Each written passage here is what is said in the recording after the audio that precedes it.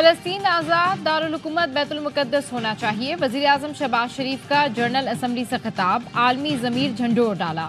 تلاوت کلام پاک سے تقریر کا آغاز کیا، سب سے پہلے فلسطینیوں کا مقدمہ لڑا، کہا کیا فلسطینیوں پر مظالم نظر انداز کرنے والے انسان کہلانے کے قابل ہیں؟ غزہ میں بچوں کے زندہ درگور ہونے پر دنیا کب تک خاموش رہے گی؟ مذمت کافی نہیں، بڑے ممالک حرکت میں آئیں، آگ و خون کا کھیل فوری بند کرائیں۔ عالمی برادری کو پائیدار امن کے لیے کردار ادا کرنا پڑے گا۔ پاکستانی عوام کے دل فلسطینی بھائیوں کے ساتھ دھڑکتے ہیں، وزیر اعظم شہباز شریف کا فلسطین کو فوری طور پر اقوام متحدہ کا ممبر بنانے کا مطالبہ، کہا مسئلہ کشمیر بھی سلامتی کونسل کے ایجنڈے پر موجود ہے، 9 لاکھ بھارتی فوجیوں نے وہاں ظلم کا بازار گرم کر رکھا ہے، کشمیریوں سے حق کے خود ارادیت کا وعدہ کیا گیا تھا، بھارت 5 اگست 2019 کو کیے گئے یک طرفہ اقدامات فوری واپس لے، خطے میں امن و استحکام کے لیے بھارت مقبوضہ کشمیر میں غاصبانہ اقدامات ختم کرے، پاکستان بھارت کی کسی بھی جارحیت کا منہ توڑ جواب دے گا۔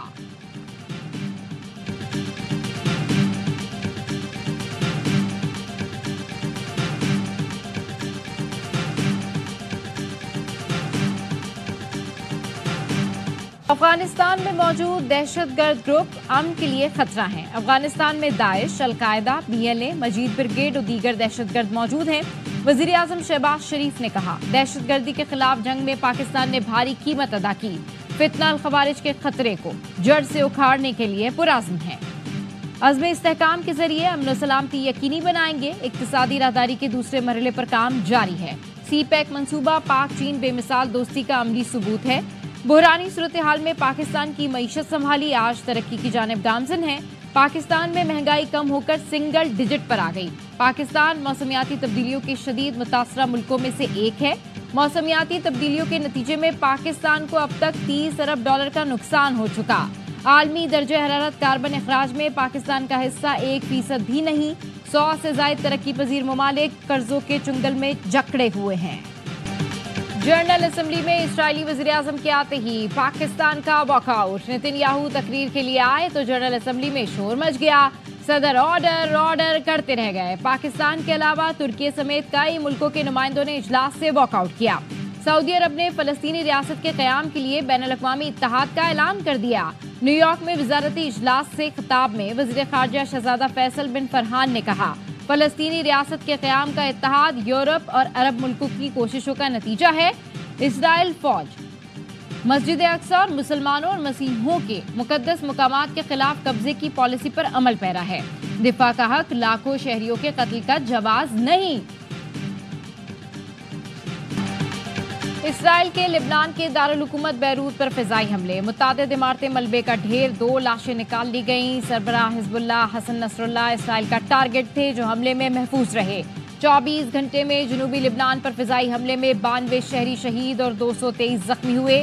4 دن میں اسرائیلی حملوں میں شہداء کی تعداد 700 ہو گئی، 2000 سے زائد زخمی۔ اسرائیلی فوج کی لبنان پر زمینی حملے کی تیاری، اسرائیلی ٹینکوں نے شمالی سرحد پر پوزیشنیں سنبھال لیں۔ اسرائیلی طیاروں کی شامی سرحد پر بھی بمباری، 5 شامی فوجی جاں بحق۔ اسرائیل پر یمن کے حوثی باغیوں کا میزائل حملہ، وسطی اسرائیل میں سائرن بج گئے۔ اسرائیلی وزیر اعظم کی ڈٹائی، حزب اللہ کے خلاف جنگ بند نہ کرنے کا اعلان کر دیا۔ PTI کی آج احتجاج کی تیاریاں تیز، انتظامیہ نے بھی حکمت عملی بنا لی۔ راولپنڈی، جہلم، چکوال اور اٹک میں دفعہ 144 نافذ، چاروں اضلاع میں جلد سے جلوس پر پابندی عائد۔ PTI رہنماؤں کی گرفتاری کے لیے چھاپوں کا امکان۔ پولیس نے مری روڈ اور اندرون شہر سے لیاقت باغ آنے والے راستے بند کرنے اور ریلیاں روکنے کا پلان، میٹرو بس اور موبائل فون سروس معطل کرنے پر غور۔ راجہ بشارت، سماویہ طاہر اور دیگر رہنما انتہائی مطلوب فہرست میں شامل ہیں۔ تمام تھانوں کو گرفتاری کا ٹاسک دے دیا گیا۔ دوسرے اضلاع سے اضافی نفری، قیدی بسیں بھی طلب کر لیں۔ پاکستان بے پناہ وسائل سے مالا مال ہے، وطن عزیز جلد اقوام عالم میں اپنا مقام حاصل کرے گا۔ Army chief general Syed Asim Munir کا کراچی میں تاجروں سے خطاب، معیشت کی بہتری میں تاجروں کے تعاون کو سراہا، ملکی بہتری کے لیے دستیاب مواقع پر بھی گفتگو کی۔ تاجر برادری نے معیشت کے فروغ کے لیے SIFC کے کردار کو سراہا۔ سپہ سالار نے انوویسٹا انڈس IT پارک کا افتتاح بھی کیا۔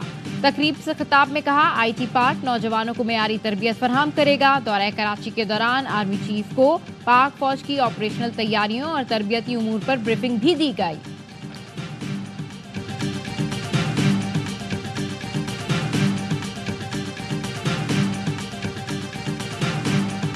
عدلیہ اور پارلیمان میں ڈیڈ لاک ختم نہ ہوا تو آئینی میلٹ ڈاؤن کا خدشہ موجود ہے۔ ماحول میں غیر یقینی ہے جو IMF پروگرام کے بعد کم ہوئی۔ آئین جو بیان کرتا ہے اس میں حتمی فتح پارلیمان کی ہی ہوتی ہے۔ نواز شریف پس پردہ کردار ادا کر رہے ہیں۔ وزیر دفاع خواجہ آصف کہتے ہیں افغانستان سے پاکستان میں کھلی جارحیت ہو رہی ہے۔ وزیر اعظم نے کشمیر، فلسطین اور پاکستان میں دہشت گردی کا مسئلہ اٹھایا۔ مسئلہ فلسطین کے حوالے سے اقوام متحدہ کے کردار پر سوال اٹھتا ہے۔ آئینی ترمیم پر JUI سمیت باقی پارٹیوں سے بھی مشاورت جاری رکھیں گے۔ آئینی پیکج پر مولانا فضل الرحمان کی رائے لی اور اپنی رائے دی۔ PP رہنماؤں کی مولانا سے ملاقات کے بعد گفتگو۔ نوید قمر کہتے ہیں کوشش ہوگی کہ تمام سیاسی جماعتوں کی اس معاملے پر متفقہ رائے ہو۔ مشاورت کے بعد ہی آئینی ترمیم کا کوئی مسودہ سامنے آئے گا۔ PP وفد نے مولانا فضل الرحمان سے ان کی رہائش گاہ پر ملاقات کی۔ آئینی عدالت کے قیام اور ملکی سیاسی صورتحال پر تبادلہ خیال کیا گیا۔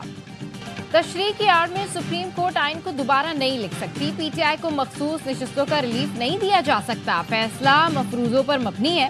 الیکشن کمیشن نے مخصوص نشستوں پر عدالت عظمیٰ کی وضاحت چیلنج کر دی۔